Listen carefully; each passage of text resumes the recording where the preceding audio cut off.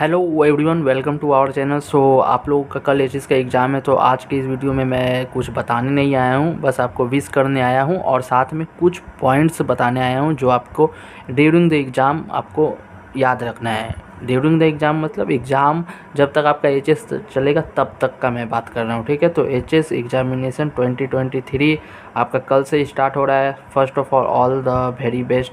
आप लोग ये बहुत ही अच्छे से प्रिपेयर कर लिए होगे, आई होप। अगर नहीं भी किए हो तो अच्छा से करते रहो पढ़ाई ड्यूरिंग दी एचएस एग्जामिनेशन। बीच में आपको गैप मिलेगा उसमें करो, बट मैं मान कर चल रहा हूँ कि जितने भी सिंसियर स्टूडेंट हो जो अच्छा मार्क्स का टारगेट लिए थे वो साल भर अच्छा से पढ़ते आए हो और प्रिपरेशन उनका हो गया होगा। ज़्यादा चाप लेने की कोई ज़रूरत नहीं है। एक दिन में कुछ ज़्यादा बड़ा बिगड़ नहीं जाएगा और ज़्यादा बहुत बड़ा कुछ उखड़ भी नहीं जाएगा। सो एक दिन में ज़्यादा कुछ चेंज नहीं होने वाला है, तो चाप मत लेना। आप एक दिन पढ़ के 100 नंबर नहीं ले आओगे यहाँ, और एक दिन अगर बीच में नहीं भी पढ़े होगे तो ऐसा नहीं है कि आपका 10 नंबर कम जाएगा, ऐसा भी नहीं है। तो एक दिन से ज़्यादा फ़र्क नहीं पड़ता है, तो उसको कोई भी चाप नहीं लेना। इस बात को अच्छे से शांत मन से एग्ज़ाम देना है। बस इसमें मैं एक ही बात बताना चाह रहा हूँ कि कुछ पॉइंट्स हैं मेरे अनुसार, उस पॉइंट्स को याद रखना जो कि बहुत ही हेल्पफुल है आपके लिए। सो आई होप आप उस पॉइंट्स को समझोगे क्या है नहीं है। आई नो आपको एग्ज़ाम है, बहुत ही प्रेशर हो रहा होगा, बहुत टेंशन हो रहा होगा, कैसे होगा, क्यों होगा, क्या मतलब बहुत तरह के दिमाग में आपकी चीज़ें आ रही होगी। तो वो आती है, सबको आती है, मुझे भी आती है, आई थी मेरे समय पे। तो इसको क्या क्या करना है, कुछ पॉइंट्स बता रहा हूँ, उसको रखना मन में, तो एग्ज़ाम अच्छा जाएगा। कभी कभी आप ज़्यादा डर जाते हो तो क्या होता है, अच्छा प्रिपरेशन था फिर भी एग्ज़ाम ख़राब होता है। तो लोग ये नहीं देखेगा डर गए थे या क्या हो गया था, बोलेंगे पढ़े नहीं थे। तो प्लीज़ ये सब मत करने सब कुछ। सो यहाँ पे सबसे पहला बात मैं बताना चाह रहा हूँ कि give your best in HS exam. सभी एग्ज़ाम में अपना गिव योर बेस्ट करना, सबसे अच्छा बेस्ट देने की कोशिश करना मीन्स आपका जितना भी प्रिपरेशन हो जितना हो सके और करने का कोशिश करना। एग्ज़ाम के 3 आवर का एग्ज़ाम होता है ना, 3 आवर, तो लास्ट मोमेंट में भी आप कोशिश करना कैसे भी करके 2 नंबर 4 नंबर मतलब जैसे भी यार निकलना हो, नंबर बढ़ना हो, प्लस कर लेना ताकि 2 नंबर 4 नंबर और भी आ जाए। किसी से पूछ कर लिख लेना या कुछ भी लिख लेना, जो क्वेश्चन छोड़ दिए थे उसमें भी कुछ ना कुछ अटैम्प्ट कर देना, कुछ भी ना कुछ लिख देना। अगर कुछ लिखोगे मे भी कुछ नंबर उसका मिल जाए। और हाँ, बेस्ट देना है, क्योंकि एक साल का पढ़ाई जो है आपका 3 आवर्स में डिसाइड हो जाएगा कि आपने क्या पढ़ा है एक साल। सो इस एक साल को 3 आवर्स में देना है, तो आपको अपना बेस्ट देना होगा, क्योंकि आप इस 3 घंटे के लिए एक साल पढ़े थे। बात को समझे, इस 3 घंटे के लिए आपने एक साल पढ़ा था। तो कंपेयर कर लो, बहुत ही कम समय मिलेगा अपने आप को प्रूफ करने के लिए, बट इस 3 घंटे में प्रूफ करना है और इसके लिए आपको अपना बेस्ट देना होगा। तो जो भी चीज़ें बताई गई है सभी चीज़ को फॉलो करने की ट्राई करना, प्रेजेंटेशन करना, मार्जिन करना, अंडरलाइन करना, आंसर अच्छे से लिखना, हिंदी में कोटेशन लिखना, इंग्लिश लिखना, आर्ट्स कॉमर्स साइंस के जो जो सब्जेक्ट्स है अपने स्ट्रीम के उसको भी अच्छे से करने का मतलब बेस्ट दे देना। मतलब आप ये दिखाना, मतलब आप ऐसे एग्ज़ाम दो कि आप अपना स्टूडेंट लाइफ का सबसे बेस्ट फेज पे हो। मतलब इससे बढ़िया कभी आप पढ़ाई में थे ही नहीं। मतलब बच्चे क्लास से लेकर 11 क्लास तक आप इससे अच्छा कभी भी नहीं पढ़े थे। ये 12 क्लास में आप अपना बेस्ट दोगे, तो ये पहला पॉइंट है। उसके बाद दूसरा चीज़ बता रहा हूँ कि जैसे ही आप एग्ज़ाम देकर निकलोगे आप अपना टाइम को 0 बना देना, टाइम इक्वल टू 0। ये साइंस में एक्चुअली होता है ना कि टी इक्वल टू 0 पे ये होगा, टी इक्वल टू टी पे। केमिस्ट्री में ज़्यादा होता है, तो उसको छोड़ो। हाँ, तो टाइम इक्वल टू 0 करना। जैसे ही आप एक एग्ज़ाम देकर आए, सपोज एक हिंदी का एग्ज़ाम देकर आए, या जिनका बंगाली होगा वो बंगाली का एग्ज़ाम देकर आओगे, भूल जाना फिर कौन सा एग्ज़ाम दिए थे नहीं। बस मैं इतना बोलूँगा कि घर में जाके आप थोड़ा मार्क्स कैलकुलेट कर लेना, मिनिमम मार्क्स दे दे के कि हाँ इतना तो मैं पा ही जाऊँगा। लाइक हिंदी बांग्ला देकर आए 80 में आपका, लाइक आपको कैलकुलेट कि 65 नंबर में पा सकता हूँ। इससे क्यों ये करने बोल रहा हूँ समझो, जब आपका रिजल्ट आएगा आपको मिला होगा रिटेन में 45, आपने कैलकुलेट किया होगा 65, जो कि कम किया होगा। मे बी आप 70 आ रहा होगा, बट आपने मान के चला 65 तो आ ही जाएगा, बट आपका आया 45। तो आप क्या करोगे, यहाँ पे रिव्यू दे सकते हो, स्क्रूटनी दे सकते हो। आप बात को समझ रहे हो? तो वहाँ पे आपको गारंट कन्फर्मेशन पाना होगा ना कि किस किस सब्जेक्ट्स में आप रिव्यू दोगे, स्क्रूटनी करवाओगे।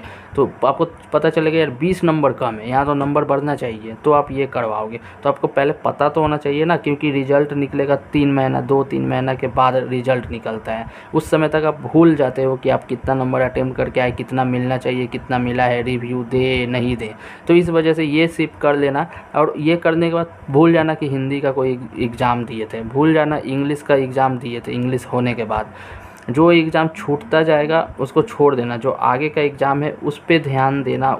इस एग्ज़ाम के वजह से इसको एफ़र्ट मत पड़ने देना। एक एग्ज़ाम ख़राब हुआ है तो उसके वजह से 4 एग्ज़ाम अपना मत ख़राब करना। हाँ, 2 एग्ज़ाम ख़राब हुआ है उसके लिए और 2 बचा हुआ मत ख़राब करना।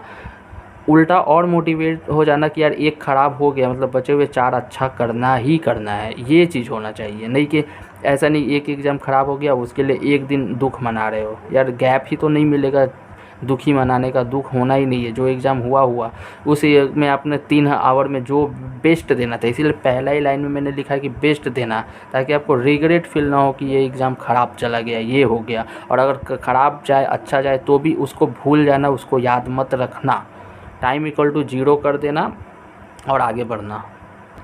उसके बाद मैं बताना चाह रहा हूँ तीसरा नंबर में है रूटीन को मेंटेन करना, अपना रूटीन मेंटेन करना। ठीक है, बहुत से लोग करते हैं जब एग्ज़ाम आ जाता है तो लाइक 18 घंटा पढ़ने लगते हैं ऐसे करके। हाँ, और अनदिना पर देखेंगे कि 3 से 4 घंटा पढ़ रहे हैं, तो ये सब मत करने जाना। साल भर जो रूटीन फॉलो किए वही रूटीन फॉलो करना। जो मूवी देखते थे या तारक मेहता का उल्टा चश्मा देखते थे, जो देखते थे वो देखते रहना, उससे कोई फ़र्क नहीं पड़ता है। नॉर्मल रहोगे नॉर्मली सब कुछ होगा। अभी तक आप टॉपर थे या नॉर्मली रूटीन फॉलो करके भी टॉपर ही रहोगे, मतलब अच्छा एग्ज़ाम जाएगा। ऐसा नहीं कि आपका छुट्टी समय थोड़ा ज़्यादा पढ़ना, थोड़ा ज़्यादा सिंसियर हो जाना, मूवी वगैरह ये सब नहीं देखना होता है, लेकिन नॉर्मल रूटीन फॉलो करते रहना।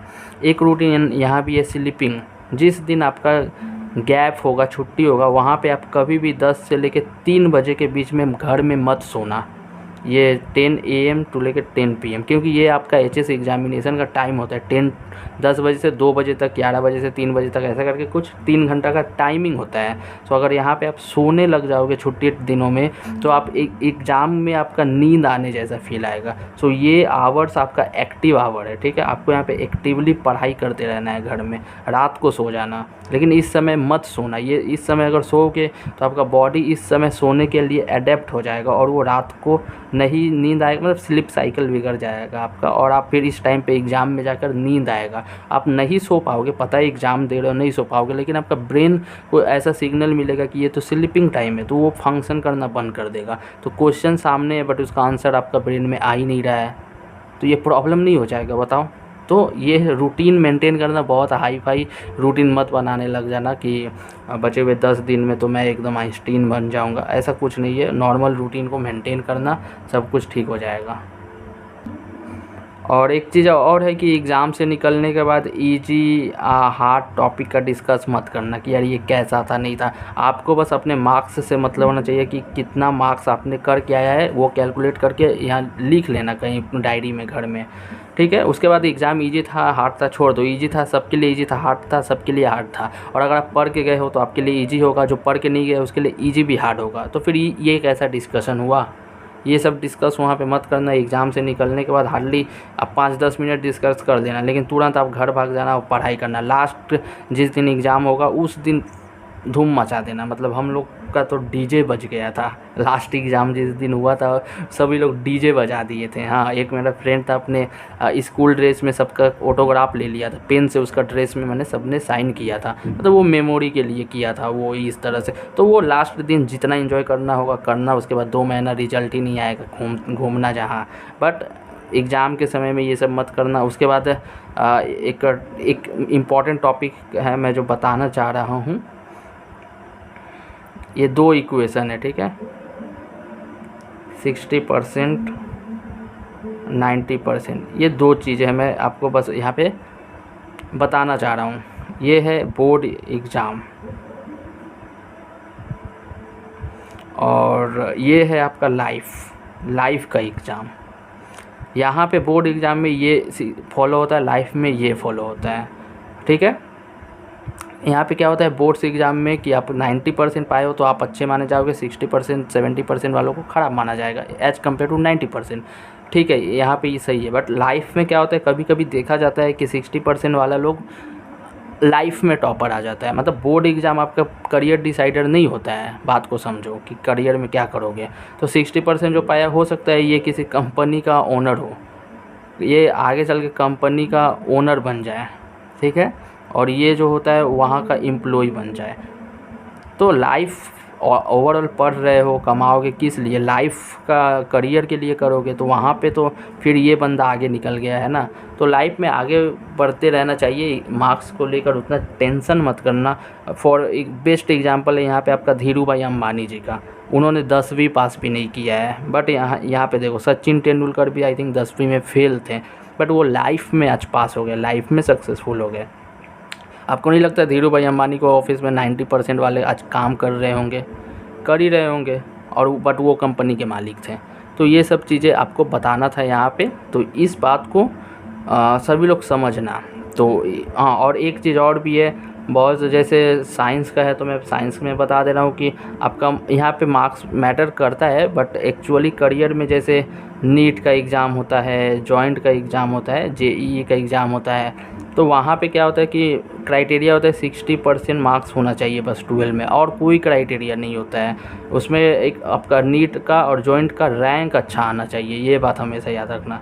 तो अगर आप 90% पाए हो और वहाँ रैंक ख़राब है तो आपका एडमिशन नहीं होगा अच्छे कॉलेज में। और अगर आपका 62% है, जस्ट मान लो 60% से थोड़ा ज़्यादा है, 60% भी है, और अगर रैंक आपका बहुत अच्छा है तो आपका एडमिशन हो जाएगा, इसका नहीं होगा, इसका हो गया। तो ये सब चीज़ को भी देखना पड़ता है। ऐसा नहीं है कि ये बोर्ड एग्ज़ाम ही सब कुछ है, नहीं है। हाँ, बट हाँ, जब तक टाइम है अच्छा से देने का कोशिश करो। ऐसा नहीं कि sir single seat of paper can't decide my future, ऐसा कोई भी डायलॉगबाजी अभी नहीं करना है। पढ़ाई करना है अच्छा से। एचएस एग्ज़ाम हो जाएगा, रिज़ल्ट ख़राब कर दिए होगे तब ये डायलॉग देना। बट अभी जब रिज़ल्ट आपके हाथ में बनाने लायक रिज़ल्ट है तो उसको रिज़ल्ट बनाओ, ये कागज़ मत बनाना। ये कागज़ है, इसको मैं ऐसे करके फाड़ दिया, कोई फ़र्क पड़ा? फाड़ दिया, कोई फ़र्क पड़ा? नहीं पड़ा। लेकिन ऐसे करके तुम रिज़ल्ट को फाड़ोगे? नहीं फाड़ोगे। तो रिज़ल्ट को रिज़ल्ट बनाओ ताकि उसका वैल्यू मिले।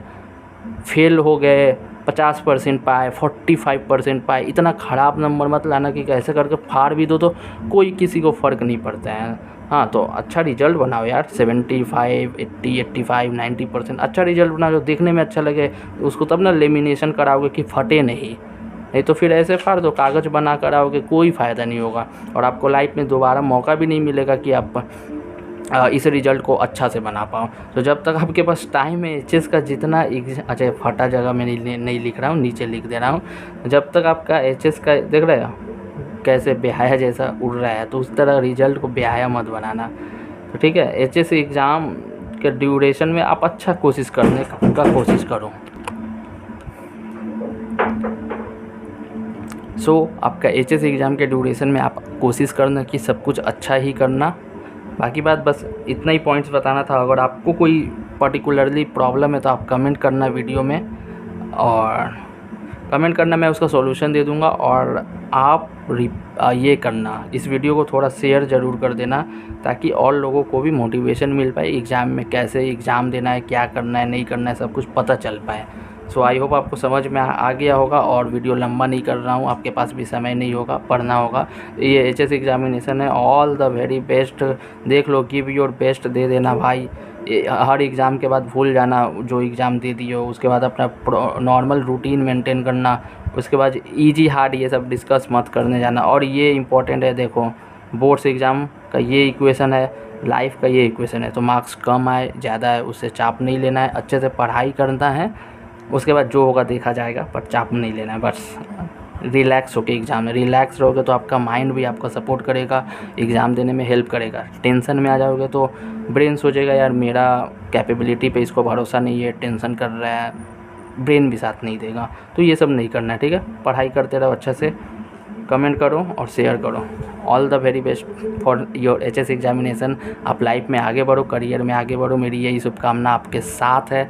और बस अपना ब्राइट फ्यूचर करो, अपने आप को सपोर्ट करना, अपने फैमिली को सपोर्ट करना, और लाइफ में आगे बढ़ते रहो। और वीडियो को शेयर कर देना, सभी को पता चले, बस यही बोलना था। और बढ़िया से एग्ज़ाम देना, 4 कराना, HS 4 फाड़ कराना एग्ज़ाम। आपका एग्ज़ाम सबसे अच्छा जाएगा, ये मुझे भरोसा है। अपने आप पे भी भरोसा रखो। चलो फिर मिलते हैं नेक्स्ट वीडियो में। आई होप आप HS एग्ज़ाम के बाद भी मुझे याद रखोगे, मैसेज करोगे, वीडियो देखोगे, तो उसके बाद भी कुछ भी वीडियो बनाऊंगा तो उस पर रिप्लाई करने आओगे। कोई ज़रूरत होगा तो उस पर भी आप बताने आओगे, डिस्कस करने आओगे। आई होप सो वो सभी चीज़ें बाद में, पहले आप HS एग्ज़ाम दे तो अच्छे से। All the very best. और अगर आपका मेरा वीडियो कहीं भी हेल्प हुआ है HS एग्ज़ाम के लिए तो आप बढ़िया कमेंट लिख सकते हो मेरे लिए वीडियो में। चलिए मिलते हैं नेक्स्ट वीडियो में, तब तक के लिए I am wishing you all the very best. Tata and bye bye. All the very best for your HS examination.